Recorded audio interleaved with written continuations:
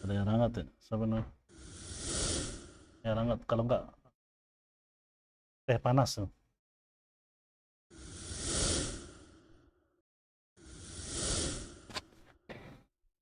Assalamualaikum warahmatullahi wabarakatuh.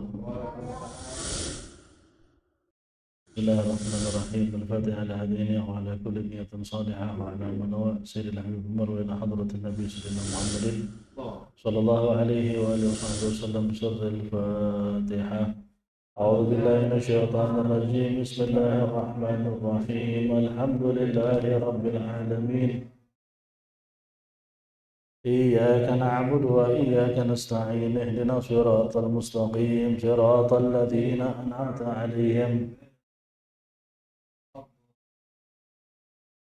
بسم الله والحمد لله والصلاة والسلام على سيدنا رسول الله سيدنا محمد ابن عبد الله وعلى آله وصحبه ومن والاه ولا حول ولا قوة إلا بالله نوينا التعلم والتعليم والنفع والانتفاع والتذكر والتذكير والإفادة والاستفادة والحث على التمسك بكتاب الله وسنة رسوله والدعوة إلى الهدى دلالة على الخير ابتغاء وجه الله ومرضاته وقربه وثوابه من الله تعالى.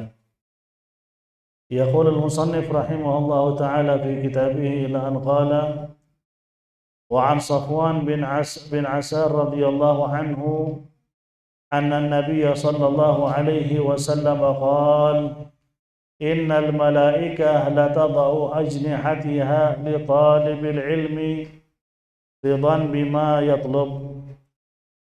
أخرجه أبو داود والترمذي وابن ماجه.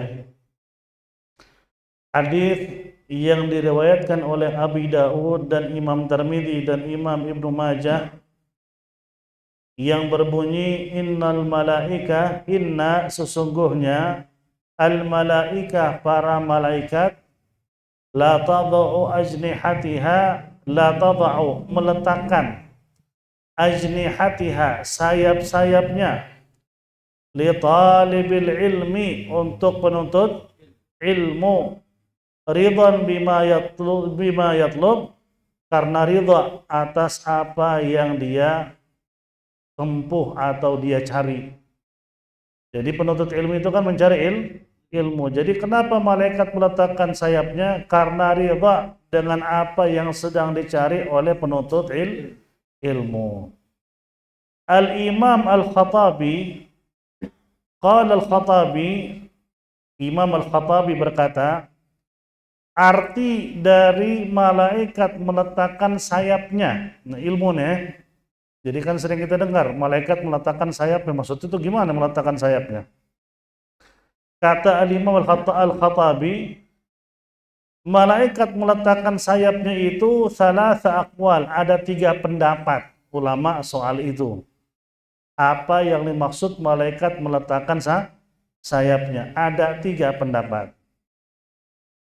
Yang pertama, annahu basatal ajnihah. Pendapat pertama, malaikat itu emang apa? meletakkan sayapnya beneran, emang sayapnya ditaruh di bawah kaki orang-orang yang menuntut ilmu. Itu pendapat pertama, annahu basatal ajnihah. Jadi dia punya apa? Sayap diletakkan atau digelar. Basata itu dengan gelar, maksudnya diletakkan di bawah. Itu pendapat pertama. Pendapat yang kedua, annahu bima'na tawadhu'. Pendapat kedua, ulama bilang begini, arti malaikat meletakkan sayapnya itu, malaikat itu tawadhu'. Dia itu tawadhu', merendahkan hati dan dirinya, ta'ziman, memuliakan talibul ilmi, penuntut ilmu. Jadi malaikat itu tawadhu', dia itu menunjukkan tawadhu'nya, merendahkan hatinya, merendahkan dirinya, ta'ziman, karena memuliakan penuntut ilmu. Itu pendapat kedua. Jadi kalau pendapat kedua artinya malaikat itu meletakkan sayapnya itu kan apa? Majaz, istilah. Bukan malaikat beneran naruh sayapnya. Cuman malaikat itu tawadhu', merendahkan hatinya, menjatuhkan martabatnya, bukan menjatuhkan martabatnya, maksudnya apa? Dia menunjukkan kalau dia bukan siapa-siapa karena memuliakan penuntut ilmu. Yang ketiga, annahul murad bihin nuzul indal majalisil ilm wa tarkit tayaran. Pendapat yang ketiga, arti malaikat meletakkan sayapnya, yaitu malaikat itu turun di majelis-majelis ilmu. Pada turun di majelis-majelis ilmu, mereka hadir di majelis-majelis ilmu, sehingga malaikat itu sayapnya itu diletakkan, artinya dia kagak terbang. Itu maksudnya. Dengan terbang, karena malaikat terbang dengan apa? Dengan sayap. Sayapnya itu bentuknya gimana? Wallahu alam. Jangan digambarin kayak sayap burung. Itu film-film bule. Orang pakai jas, belakangnya pakai sayap. Mana ada malaikat begitu. Ya, sayapnya seperti apa? Wallahu alam. Jadi pendapat yang ketiga, malaikat itu turun di majelis-majelis ilmu, hadir, dan mereka itu meletakkan sayapnya, artinya dia tidak menggunakan sayapnya, dia kagak terbang. Itu maksudnya yang ketiga. Jadi ada tiga pendapat antara ulama tentang sabda Nabi tadi. Dan ini dari Al-Imam Al-Khattabi ya.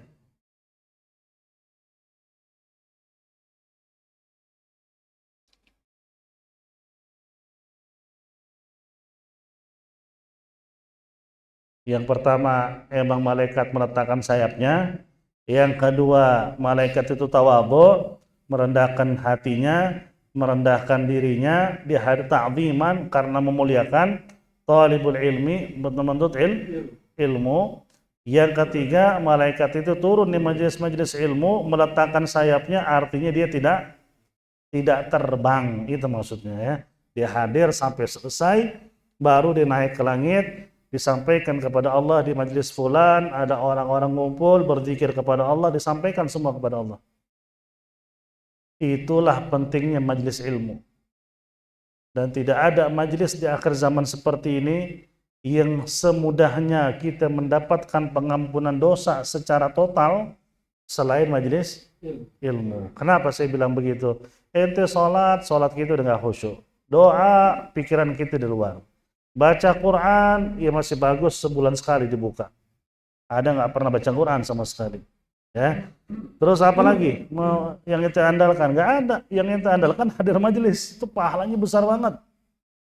Cuman kenapa orang malas? Ya bukan malas, emang karena surga itu mahal.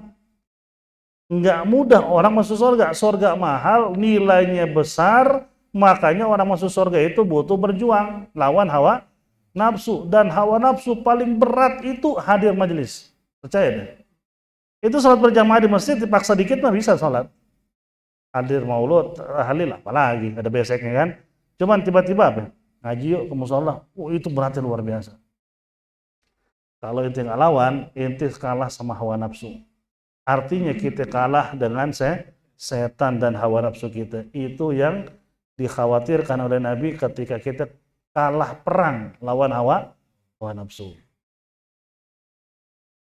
Wa an Abi Hurairah radhiyallahu anhu qala qala Rasulullah sallallahu alaihi wasallam man salaka tariqan yaltamisu fihi ilman sahhalallahu lahu bihi tariqan ilal jannah. Hadis yang berikutnya riwayat Imam Muslim dari Abu Hurairah radhiyallahu taala anhu warḍah. Riwayat Imam Muslim, man salaka, man barang siapa, salaka menempuh, melewati, juga sama ya, tariqan jalan, tariqan itu jalan ya, man barang siapa, salaka menempuh atau melewati, tariqan jalan, yaltamisu dia mencari di dalam perjalanan tersebut, fihi di dalamnya ilman ilmu, yaltamisu dia mencari, fihi di dalamnya maksud apa? Kembali kemana nih? Ke jalan.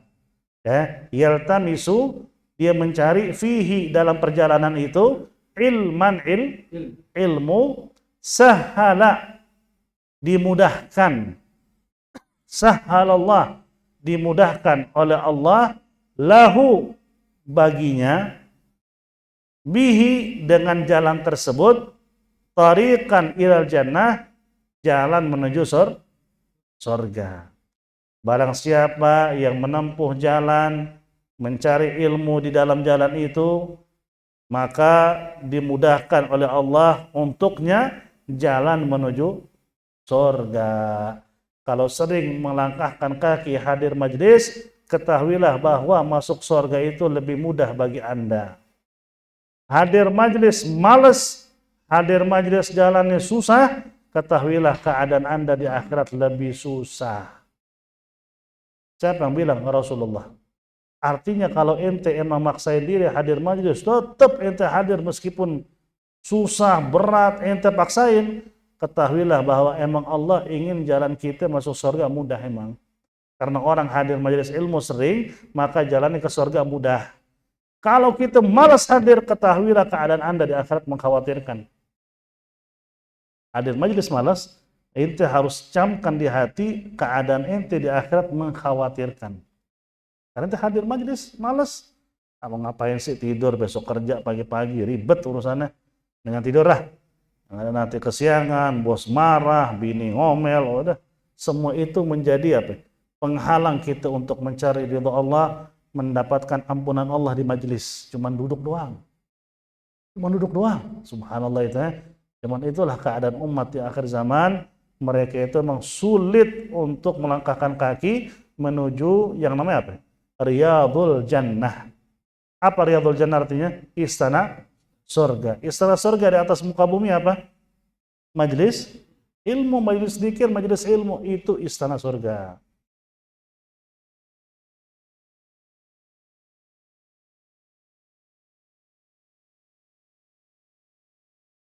Wa ruwiya anhu sallallahu alaihi wa alihi wa sahbihi wa sallam annahu qala man ja'ahul maut wa huwa yatlubul ilm liyuhyi bihi al-islam kana bainahu wa bainal anbiya fil jannati darajatan wahidah.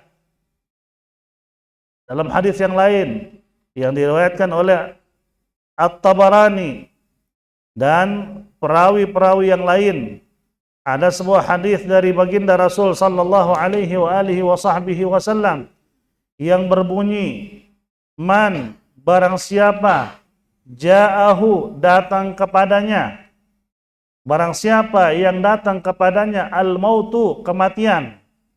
Emang kematian itu datang di bawah siapa? Malaikat. Apa nama malaikatnya? Israel. Apakah Israel yang bikin kita mati? Bukan. Allah yang bikin kita mati. Cuman Israel sebagai pelantara. Nah, itu namanya pelantara. Maka kalau kita ditanya sama orang, siapa yang bikin ente mati? Allah. Bikin ente hidup? Allah. Kenapa Allah ngutus malaikat Israel? Pelantara, hakikatnya Allah. Sama ketika tawasul. Kenapa nggak minta langsung sama Allah? Kenapa harus minta sama wali? Maksudnya membawa nama wali. Ya Allah, dengan kedudukan walimu, Sunan Gunung Jati, kabulkan doaku. Kenapa nggak langsung aja? Emang Allah butuh perantara? Nah kita balikin. Kenapa Allah butuh perantara ketika Nabi Israel, malaikat Israel diutus? Itu perantara hanya apa? Hanya sebagai sebab. Tapi musabibnya yang bikin dia mati hakikatnya Allah Subhanahu wa taala. Jadi hidup itu emang butuh perantara. Tapi hakikatnya Allah. Kalau emang hidup nggak butuh perantara, kenapa? Nah, Sayyidina Umar Ibn Khattab ketika minta hujan istisqa, dia tawassul dengan Al-Abbas, pamannya Nabi. Jadi dibilang, ya Allah, ketika Nabi masih ada, kami meminta kepada Nabimu untuk hujan. Sekarang Nabimu sudah tidak ada, kami bertawassul kepadamu dengan paman Nabimu Al-Abbas. Kenapa nggak minta langsung sama Allah Sayyidina Umar saat itu? Terus ada orang teriak, kan Sayyidina Umar kan tawassul dengan yang hidup. Siapa yang bilang tawassul dengan hidup boleh? Dengan yang mati nggak boleh? Siapa yang bilang itu? Cuma gara-gara peristiwa itu terjadi ke Sayyidina Umar, yang diputer-puter.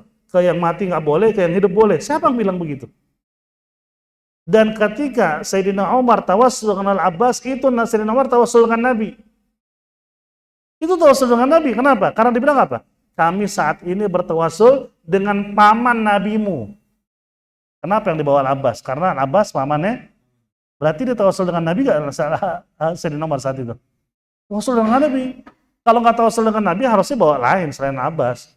Ya, PK, sahabat yang lain, kenapa harus Al-Abbas yang dipilih? Karena pamannya Nabi. Jadi kami bertawassul kepadamu ya Allah dengan paman Nabimu. Berarti kan Nabi dibawa-bawa juga. Artinya Sayyidina Umar apa? Tawassul juga dengan Nabi. Jadi tawassul itu dibolehkan. Yang nggak boleh, kita ini mempercayai sosok makhluk yang punya kekuasaan sebagaimana Allah berkuasa. Bikin kita bisa dapat rezeki, bikin kita kena bala. Nah itu yang namanya musyrik.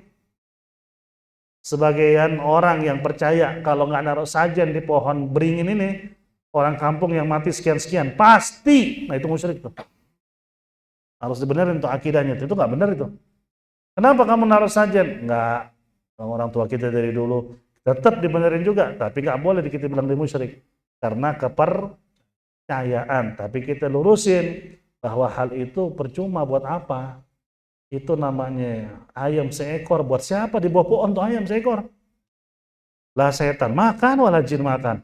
Kopi ampe tuh kopi berjamur di atasnya. Nggak ada yang minum. Mendingan kasih tetangga. Kita kasih pemahaman. Tapi nggak boleh langsung bilang dia kafir, karena itu kepercayaan. Cuman kalau ditanamkan di hati dan dia nggak paham, dia nggak ngerti hukumnya. Pokoknya di sini nih kalau nggak naruh sujain pasti ada yang mati. Kok ente yakin? Yakin saya. Kita benerin. Itu kalau yakin kepada selain Allah bahaya loh. Enggak, gue yakin tetap. Nah itu bahaya. Harus mengucap syahadat lagi tuh. Nggak ada sesuatu yang bisa membawa manfaat maupun mudarat kecuali Allah Subhanahu wa taala. Yang kita tawassulin itu hanya pelantara untuk minta kepada Allah. Karena ketika kita minta langsung kita ngerasa nggak pantas ya. Maksiat banyak, sholat subuh kesiangan, bukan suka sering. Tiba-tiba angkat tangan, ya Allah minta rezeki, kayak nggak pantas banget itu. Banyak dosa, nadang tangan lagi. Nah disitulah ulama bilang, ketika kita nggak pantas, kita bawa nama orang yang pantas. Semasa hidupnya ulama, dikenal, soleh, apalagi Rasulullah. Ya Allah, dengan kedudukan Nabimu, kabulkan doaku. Karena kalau aku minta langsung, aku malu. Kalau aku sisipin apa? Nama Nabimu, pasti kamu terima doaku. Karena Nabimu, bukan karena aku. Itu maksud tawassul. Itu maksud tawassul sebenarnya. Bukan minta kepada selain Allah. Cuman itulah bodohnya mereka. Gampang dikit-dikit kafir mulu. Man mata, man barang siapa, ja'ahu datang kepadanya, al-maut kematian, wahwa sedangkan dia, yatlubal ilm menuntut ilmu, yatlub menuntut, al-ilm ilmu, liyuhyi untuk menghidupkan, liyuhyi untuk menghidupkan, bihi dengannya, dengan apa? Dengan apa di sini? Dengan ilmu. Liyuhyi bihi untuk menghidupkan dengan ilmu tersebut al-Islam, agama Islam. Barang siapa yang datang kepadanya kematian sedangkan dia menuntut ilmu untuk menghidupkan dengan ilmu tersebut Islam, kana maka bainahu antara dia wa bainal anbiya dan para nabi fil jannah di dalam surga darajatun wahidah, satu derajat doang. Jadi antara dia dengan nabi-nabi di akhir kiamat di dalam surga bedanya cuma satu derajat. Nabi-nabi di atas dia, di bawahnya persis. Gimana tuh kedudukannya tuh? Nuntut ilmu untuk menghidupkan Islam. Artinya untuk menyebarkan agama Islam yang dibawa oleh Nabi. Yaitu agama Islam itu apa? Innama bu'itsu liutammima makarimal akhlak. Aku diutus oleh Allah untuk menyempurnakan akhlak, menyebarkan perdamaian, menyebarkan kebaikan. Nah, kalau nuntut ilmu tujuannya begitu, dia dengan para nabi cuma beda satu derajat doang. Artinya kedudukannya tinggi. Apakah harus ulama besar? Kagak. Ente menuntut ilmu walaupun sedikit begini nih, ente amalin bisa sampaikan ke keluarga, ke teman-teman. Tujuan ente supaya mereka kenal Islam dengan baik. Ente sama kedudukannya begitu. Harus jadi alim besar, nggak usah. Ente semuanya kerja soalnya kan, menuntut ilmu dari awal. Ente faham yang wajib ente sampaikan ke orang yang ente kenal. Tujuannya supaya mereka kenal Islam. Karena ente sayang sama mereka. Gue gak mau nih teman gue nih begini terus sampai mati. Gue gak mau pisah sama dia. Akhirat pun apa? Ingin ketemu dia juga, sama-sama di surga. Mudah-mudahan tujuan ente begitu. Ente dengan para nabi cuma satu derajat doang. Cuman sayangnya di akhir zaman, orang menuntut ilmu bukan untuk menyebarkan Islam. Tapi ini antara kebusukan akhir zaman yang disebutkan oleh Imam Ghazali, ada orang menuntut ilmu untuk mencari kehidupan dunia. Kayak dekat dengan orang-orang kaya, terus ceramah, ngisi-ngisi taklim, ada apa namanya itu? Ada bayaran yang sudah ditentukan. Kalau nggak segitu gue nggak bisa. Ada juga nuntut ilmu biar dibilang orang alim, orang-orang yang sepantaran dia semua dianggap bodoh. Ada orang nuntut ilmu untuk apa? Dialog, ngatain ulama-ulama yang lebih tua dari dia. Ada orang nuntut ilmu atau ngerti ilmu agama malah menyebarkan kebencian, menyebarkan permusuhan. Ini semua nggak termasuk. Ini semua ulama syaitan, bukan ulama ar-Rahman. Kalau ulama ar-Rahman itu ulama-ulama yang sesuai dengan yang diinginkan oleh Allah dan Rasulnya. Kalau ngikutin apa yang diinginkan oleh setan, itu ulama syaitan namanya. Akhir zaman begini banyak, tapi nggak semua ulama begitu ya. Yang lurus juga banyak. Cuman yang begini-begini malah yang masyhur, yang terkenal malah ulama-ulama syaitan paling banyak.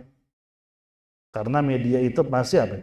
Nyorot mereka. Kenapa? Karena harapan orang kafir Islam itu gaduh satu sama lain. Yang lurus-lurus musuhin, nggak benar itu. Yang lurus musuhin, nggak benar, sesat, atau dianggap ekstrim. Yang lurus dianggap ekstrim. Yang pada nyebarin fitnah, ini baru ulama. Akhir zaman udah begini keadaan kita ya, mengkhawatirkan. Maka disitulah jaga akidah. Jangan sampai kita mati dalam kondisi masuk dalam fitnah. Karena dikatakan dalam sebuah kabar, al-fitnah naim, fitnah itu tidur. Mal'unun man ayqadhaha, orang yang menghidupkan atau membangunkan fitnah yang sedang tidur tadi, dia adalah orang yang dilaknat oleh Allah. Jangan macam-macam, jadilah hamba Allah yang baik, belajar ilmu dengan baik, amalkan, sebarkan ke keluarga. Insya Allah kita dengan para nabi apa? Walaupun nggak selevel karena nabi-nabi kan beda, minimal kita di bawah mereka. Mudah-mudahan dengan punya ilmu sedikit diamalkan, disebarkan, plus kita cinta dengan ulama, insya Allah kita bersama ulama, sedangkan para ulama di bawah para nabi. Ya kan, almar'u ma'aman ahab, orang dibangkitkan dengan mereka-mereka yang ia cintai. Jaga itu aja. Sisanya serahkan kepada Allah. Yang baik bakal mati, yang jahat bakal mati. Masuk ke alam kubur yang jahat akan menyesali kejahatan di alam dunia. Kapan tuh orang jahat mati? Enggak ada yang tahu. Oh, dia masih muda, ngerasa masih keker, masih kuat. Kalau Allah sudah murka, dibikin mati dalam kondisi begitu, sudah. Apa yang akan dijawab? Ini banyak orang kalau lagi hidup masih terlena. Itu yang dikatakan oleh Sayyidina Ali, An-nasu niyamu idza matu tabahu. Manusia semasa hidup tidur, begitu dicabut nyawanya sama malaikat baru bangun tidur, kayak baru sadar kalau dia salah. Mumpung masih hidup, sadarlah. Jangan sadar sesudah dicabut tapi nyawanya, enggak ada manfaatnya. Enggak ada manfaatnya. Maka disitulah jadi hamba Allah yang baik. Wa min fadhailit ta'lim ma akhrajahu fi sahihain an Sahal bin Sa'ad Rasulullah sallallahu alaihi wasallam qala li Ali radhiyallahu anhu la an yahdi Allah bika rajulan wahidan khairan laka min yakuna laka humran ni'am atau kama qala Nabi sallallahu alaihi wasallam. Dalam hadis riwayat Imam Bukhari bahwasanya Rasulullah sallallahu alaihi wasallam menyampaikan kepada Sayyidina Ali bin Abi Thalib, la an yahdillah bika rajulan wahidan. Wahai Ali, jika Allah Subhanahu wa taala memberikan kepadamu anugerah, jika Allah Subhanahu wa taala memberikan kepada kamu anugerah dengan memberikan petunjuk kepada satu orang saja, dengan memberikan petunjuk kepada satu orang saja, khairun laka min an yakuna laka humrun ni'am, itu lebih mulia daripada kamu memiliki humrun ni'am, memiliki onta-onta yang mahal yang ada di dunia ini. Kalau zaman sekarang mah memiliki semua mobil termewah di dunia, dibandingkan dengan kamu memberikan petunjuk ke satu orang, itu lebih mulia kamu memberikan petunjuk kepada satu orang.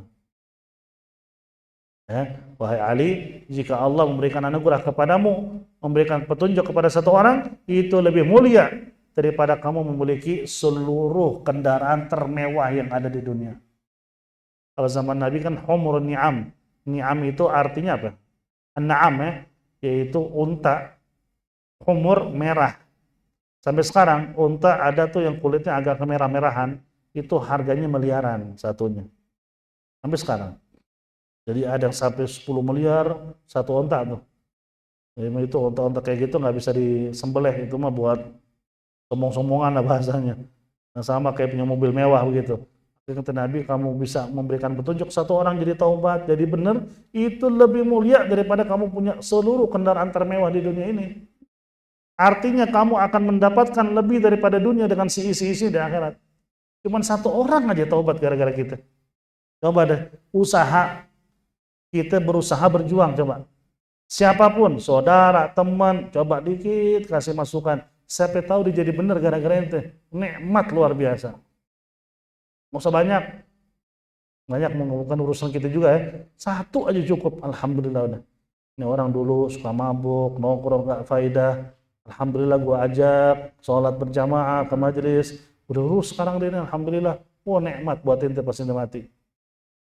Cuman di dunia ente gak ngerasain apa-apa ya. Pasti cabut nyawa ente. Ente bakal bersyukur saat itu. Cuman gara-gara satu orang. Itulah dahsyatnya kita apa menyampaikan ilmu. Nggak harus jadi ulama, cukup sedikit ilmu, yang penting diamalkan, disampaikan ya. Sampai sini dulu, masih banyak nih tentang talabul ilmi dari kitab Minhajul Qasidin ya. Ini kitab luar biasa sebenarnya, walaupun ini ulama madhab Ahmad bin Hanbal, cuman beliau ini emang diakui Masya Allah keilmuannya, kesalehannya, dan yang kita baca ini semuanya yang berkaitan dengan ilmu-ilmu yang nggak ada perbedaan antara ulama mazhab manapun. Jadi intinya di sini kita dapat kesimpulannya tentang malaikat meletakkan sayapnya, 3 pendapat tadi. Kalau antum ditanya ada 3 pendapat. Kata siapa? Kata Al-Imam Al-Khattabi. Kata beliau ada 3 pendapat. Kemudian jika kita bisa mati dalam kondisi menuntut ilmu untuk menghidupkan Islam, kita dengan para nabi cuma beda 1 derajat doang. Dan kalau kita bisa memberikan petunjuk kepada satu orang, Allah berikan kita nih anugerah, bisa memberikan petunjuk kepada satu orang, itu lebih baik daripada seluruh kendaraan termewah yang ada di dunia ini. Artinya maksudnya akan mendapatkan surga yang lebih indah daripada dunia dengan seisi-isinya. Karena kan manusia sekarang ini, kalau laki ya, fitnah terbesar dia nomor 1 perempuan. Yang kedua apa? anak ketiga ya emas dan perak. Ya mungkin kalau sekarang mah mewah-mewahan mobil, bisa punya mobil miliaran, sombongnya luar biasa. Padahal yang dibawa juga kaleng-kaleng juga ya. Bikin mewah nggak mewah, mahal nggak mewah kan orang yang bilang. Karena merek ini mahal. Mereknya biasa murah. Padahal yang nilai mahal sama murah produsennya. Isi sama aja, besi-besi juga. Cuman mungkin ketebalan besi doang beda. Nah, kita dibodohin dengan merek. Itulah keadaan kita sekarang. Dan itu menjadi lambang kesuksesan. Kita bisa punya mobil mewah, rumah segedong, sukses ini. Amal nggak ada, sukses macam apa itu? Ya, kayak ada orang masuk ke dalam penjara. Di penjara jadi apa? Jadi apa? Jagoan dari penjara dah. Nggak bisa disentuh. Semua orang takut sama dia. Kira-kira ketika keluar dari penjara dianggap orang sukses kan? Nah, ini penjara juga. Sama, dunia kan penjara. Itu punya segala-galanya di dunia. Apakah itu orang sukses di alam kubur? Sama aja. Yang sukses siapa? Hah? Yang bisa mati membawa kalimat tauhid dan orang yang bertakwa. Itu orang sukses. Dunia ini bukan tempat yang sukses, tempat beramal. Ya kita bukan berarti ninggalin teknologi, enggak. Cuman jangan gara-gara dunia kita lupa tujuan hakikat kita. Apa tujuan hakikat kita? Mati. Itu tujuan apa? Tujuan hakikat kita semua manusia. Mudah-mudahan insya Allah dimatikan dalam keadaan husnul khatimah setelah panjang umur dalam taat kepada Allah Subhanahu wa ta'ala. Wallahu a'lam bissawab. الفاتحة على هذه النية وعلى كل نية صالحة وإلى حضرة النبي سيدنا محمد صلى الله عليه وآله وصحبه وسلم. سر الفاتحة. أعوذ بالله من الشيطان الرجيم. بسم الله الرحمن الرحيم.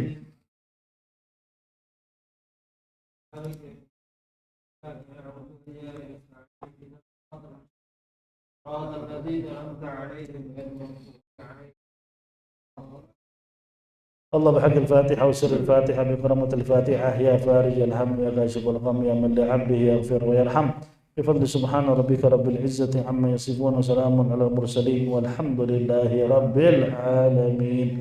يا ربنا اعترفنا وأننا أسرفنا على لظى أشرفنا فاتب علينا توبة تغسل لكل حوبة واستر لنا العورات وآمن واغفر لوالدينا ربي ومولودينا والأهل والإخوان وكل ذي محبة أو جيرة أو صحبة والمسلمين أجمع آمين يا ربي. أسمع فضلا لا باكتساب منا بالمصطفى الرسول أرضى بكل سول صلى وسلم عليه عد الحب وآله والصحب بدادة الصحب والحمد للإله تناهي. والسلام عليكم ورحمة الله وبركاته.